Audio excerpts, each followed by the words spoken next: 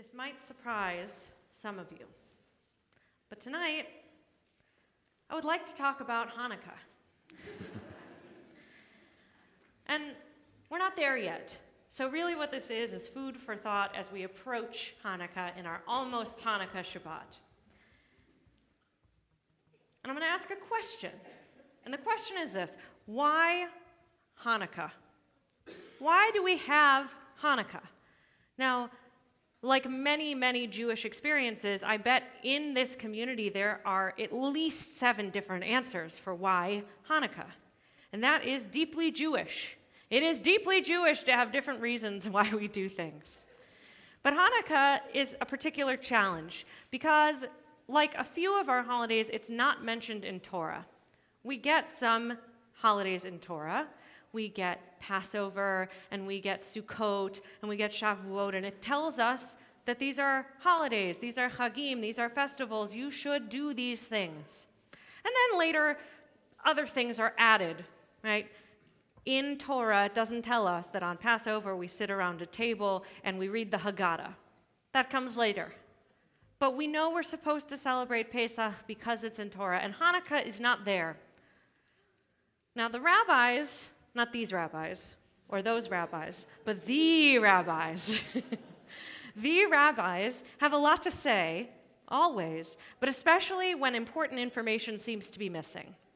And the rabbis don't love that Hanukkah technically comes from a story that happens much later, and they actually imagine a world in which Hanukkah began at the very beginning. And so whatever reason you're holding in your head and in your heart for why Hanukkah is probably right, but here's another one, and maybe you don't know this one. The rabbis imagine, and they write this in Talmud, they write about Adam Harishon, the first person. We know him as Adam. They write about Adam, and Adam is living in the Garden of Eden, and the days are getting shorter. The days are getting shorter. Suddenly, the sun is going down earlier and earlier and earlier.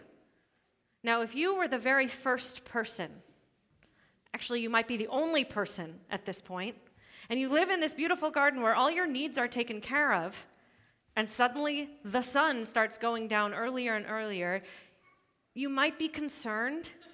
You might have some questions. This has never happened before. This is the first year ever. I mean, it's the first year ever in history. Well, the rabbis write that Adam is worried, and he's fearful, and he thinks the sun is going out, and he thinks that is it, we are done. I am done for. And so Adam fasts for 8 days in fear and in prayer. And then what happens? December 21st rolls around, and the days start to get longer. The days start to grow, and the sun's going down later and later, and Adam is so relieved that he celebrates and he feasts for 8 days. The rabbis imagine that is potentially what the first Hanukkah was like. That joy at this darkest time of year that the sun starts to go down later and later. We get more and more light during the day. There's one option. I'm going to tell you another one. There's another way that the rabbis tell the same story. And they tell it like this in a midrash, in a story about Bereshit, about Genesis. And they write the same thing, that the days are getting shorter and shorter, and Adam is getting very worried. And he's fearful, and he prays, and God answers. And God doesn't answer by, handing Adam a book about the sun and cosmology and how it all works. That would have been nice too. But God does something else. God responds to Adam's fear not by explaining what's going on, but by giving Adam 2 pieces of flint. God gives Adam 2 pieces of flint, and when you strike flint against flint, you get fire. You get fire. God hears Adam's fears and gives Adam the tools to survive his own fear and to help him see his way through the darkness. This is another way the rabbis imagine this story. And for me, this story is a story that is incredibly important for us because we all have moments of fear.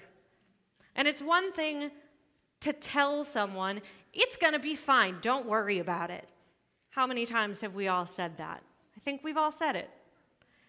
But how much better is it, how much more helpful, and how much more communal is it to hear someone's fear, accompany them through it, and help them with the tools to survive? This almost Hanukkah, that's our job.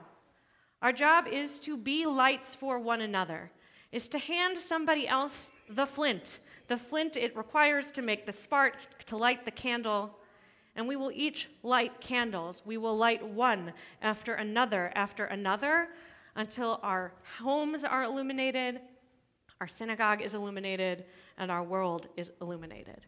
So Shabbat Shalom and happy almost Hanukkah.